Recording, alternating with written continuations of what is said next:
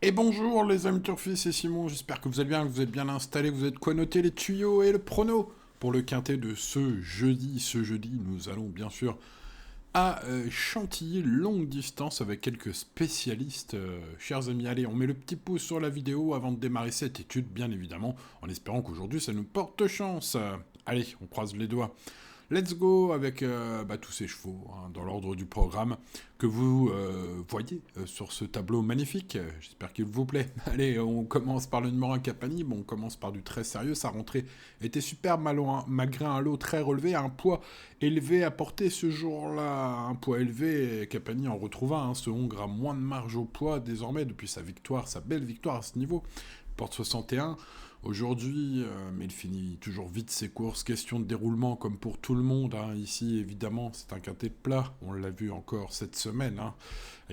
Bref, bon, il est dans son élément, hein, sur le tracé du jour, sur le sable. Il mérite un large crédit. Ses lignes sont excellentes. Bref, j'aime beaucoup ce numéro 1. J'aime beaucoup le numéro 2 aussi, Shelby, un poulain de 4 ans par Riable Man et Aniaya, qui adore la PSF de Chantilly, lui aussi, surtout sur cette distance parfaite. Bref, on retrouve quelques similitudes. Il est assurément compétitif. De retour, hein, sur cette piste où il avait gagné l'an dernier, Shelby s'annonce redoutable. Le numéro 3, l'Empira, est un transfuge de l'écurie de Gavin Hernon, vers celle d'Edouard Montfort. Sachez qu'il travaille bien, c'est peut-être un bon tuyau de piste, allez savoir, pour une fois, ce serait bien. Mais bon, son nouvel entraîneur est donc plutôt euh, content des travaux de l'Empira depuis qu'il est à l'écurie. Sachez-le, il vient toutefois de décevoir à Deauville, hein, quand même, pour ce qui est des performances palpables, j'ai envie de dire. Voilà, si on retient ses meilleures perfs en carrière, ça peut être très bien, hein, ce numéro 3. Le numéro 4, Chess, j'ai vu qu'il allait être plus ou moins favori dans la synthèse de la presse. Un poulain de 3 ans, donc qui affronte les vieux aujourd'hui, qui a été pénalisé suite à sa victoire dans le prix de Raret pour sa rentrée. Bon, les limites, hein, demeurent d'inconnus, notamment sur le sable. Un fils de Phase et de That's Crazy qui mérite une mention spéciale, même si ces lignes ne m'affolent pas trop. Voilà, on peut le garder, ce numéro 4. Moi, je ne suis pas super non plus confiant, hein. On passe au numéro 5, Mona Trésy, une pouliche qui vient de s'imposer en tong et en serviette de plage dans le prix de la vallée de Chevreuse. C'était un handicap de niveau classe 3 à Chantilly sur 2700 mètres. On monte de catégorie, on rallonge encore un peu la distance, on passe un test à ce niveau, vous l'avez compris, mais moi je pense que le test pourrait être concluant pour ce numéro 5 que j'aime beaucoup.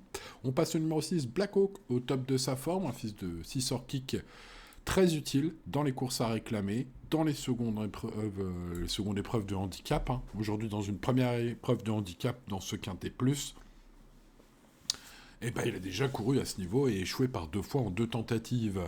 Le retenir ou non, une affaire d'impression. Vous l'avez compris, je suis pas super chaud. On passe au 7 Alério, régulier et tenace. Un cheval qui monte nettement d'opposition. Aujourd'hui, rallongé en distance, il a tout approuvé sur 3002. Et face à de tels chevaux, mais il a tiré une superbe corde 1 pour ceux qui veulent tenter un coup de folie.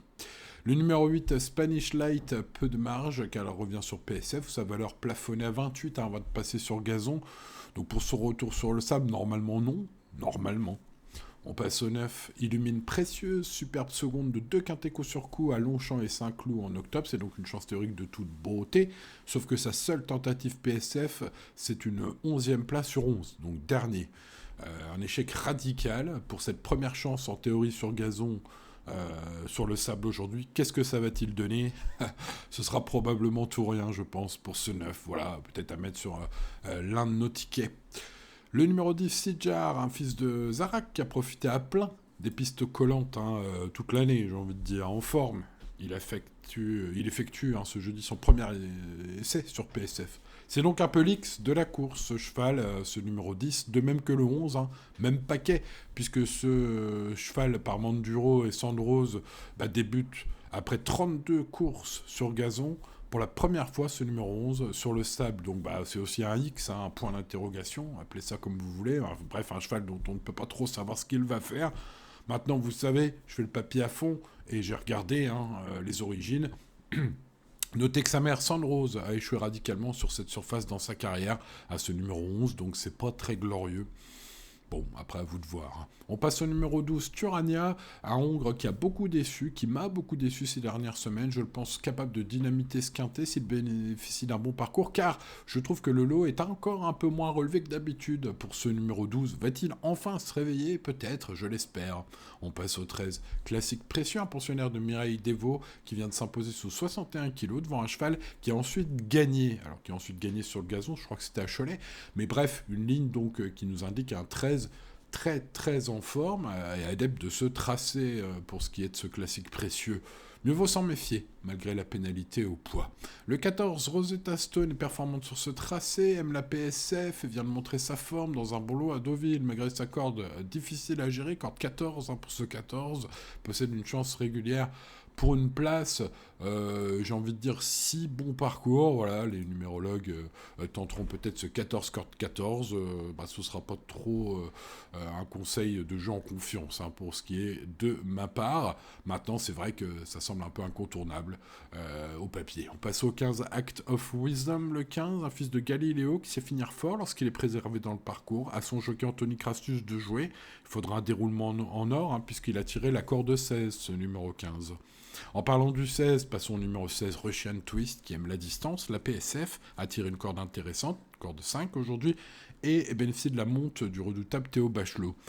Donc pas mal d'éléments sympas. Hein. Les surprises du quintet, ça pourrait venir de ce bas de tableau, hein, même si au papier sa chance est plutôt secondaire. Voilà, peut-être des regrets parmi tant d'autres. Hein, ce numéro 16, vous l'avez compris. Bon voilà, on a vu tous les partants. Passons au prono avec le 1 Capani. Oh, ce ne sera pas une surprise pour ceux qui suivent cette chaîne hein, depuis longtemps. D'ailleurs, pendant que j'y pense, n'oubliez pas de vous abonner si ce n'est pas encore fait. C'est mon cheval pépite hein, aujourd'hui, ce fils de Soldier Rollo. Il est redoutable sur les tracés longs, sur cette PSF. Il adore Chantilly. Il dépend de l'écurie de Mathieu Pitard, du redoutable Mathieu Pitard. Il semble vraiment très solide. Une statistique, entre autres, hein, pour ce Hong de 6 ans, par exemple 5 victoires plus 10 places en 39 sorties, c'est donc un super taux de réussite. Et si on se concentre que sur la PSF, il a terminé 12 fois dans les 5 premiers en 15 sorties PSF. Hein. Ça fait donc 80% de réussite hein, pour les plus mathématiciens d'entre vous. C'est pas mal, non, ce numéro 1. Bref, c'est ma base. On croise les doigts. Ensuite, un petit coup de cœur sur Classique Précieux, le numéro 13. Qui me semble être un bon challenger, qui sera pour une fois pas grandissime favori hein, pour ce qui est du challenger. Il est bien placé dans les stalles de départ avec Tony Picon, limite sur ce tracé inconnu. Donc, on tente hein, ce 13. Ensuite, un joli choco, peut-être avec Monatresi, le numéro 5. Ça peut être joli, une cote sympa, une pouliche au summum de son art, comme le montre hein, son ultime victoire en tongs et en serviette de plage, limites inconnues pour ce numéro 5 aussi. Allez, tentons une grosse cote avec Shelby, le numéro 2. Espérons qu'il avance, Shelby, hein, qu'il ait un bon moteur en tout cas. C'est un tocard de feu peut-être aujourd'hui, un outsider intéressant au papier. Il apprécie particulièrement le parcours du jour et ça peut à mon avis jouer à plein hein, dans ce quintet très ouvert, je vais le rappeler encore une fois. Bref, le 1, le 13, le 5 et le 2.